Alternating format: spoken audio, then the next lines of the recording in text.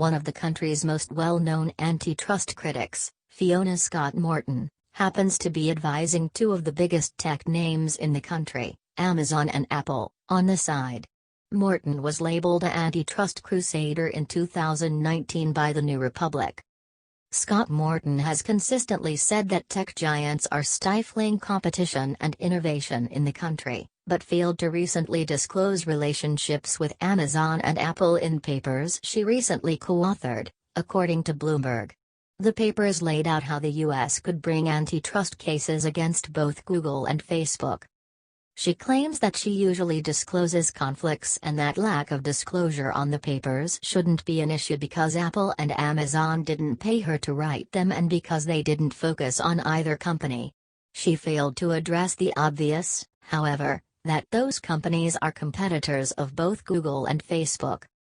I work for companies that I'm comfortable are not breaking the law. So you're articulating what is making the market work well and how the company's conduct is pro-competitive or efficient, she said. The consulting work she is doing raises obvious ethics questions, especially as antitrust probes are starting to broaden. Amazon, Apple, Facebook and Google are all expected to face significant government scrutiny when they testify July 27 before a House panel. Scott Morton's past includes serving for the Justice Department's Antitrust Division from 2011 to 2012.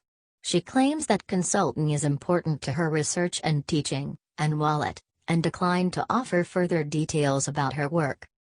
George DiMartino, a professor at the University of Denver who specializes in ethics, says that Scott Morton should have disclosed her work for Amazon and Apple in the papers. American Economic Association principles dictate that economists disclose real and potential conflicts that might influence their work. DiMartino said, professionals have a duty to maintain trust, which as we now know is a fragile thing. That requires disclosing any actual conflict of interest or any entanglement that might reasonably be interpreted by others as a conflict. Gene Kimmelman, a senior advisor at Public Knowledge, who worked with Scott Morton on the Google and Facebook reports, said that conflicts are rife in the antitrust field. He defended Scott Morton and said that she disclosed her work to him. I wish all antitrust economists and lawyers had the level of integrity and consistency in analysis she has demonstrated over and over again, he said. He also says he hired an outside lawyer to navigate potential conflicts regarding 10 different advisors he asked for help. Almost all of them had conflicts, he said. Part of the game is to hire them to prevent your opponents from being able to hire them. It's a large investment that can pay off enormously. Economists are among the most important hires for companies facing antitrust violations, Carl Shapiro, an economist at the University of California, Berkeley, said. Google specifically has hired tons of economists, who have cranked out a total of about 330 research papers between 2005 and 2017 that the company supported directly or indirectly. Recipients failed to disclose the funding source in 65% of cases. Scott Morton stands out, however, because she has been such a high-profile name. She has appeared on panel discussions and has testified in front of Congress.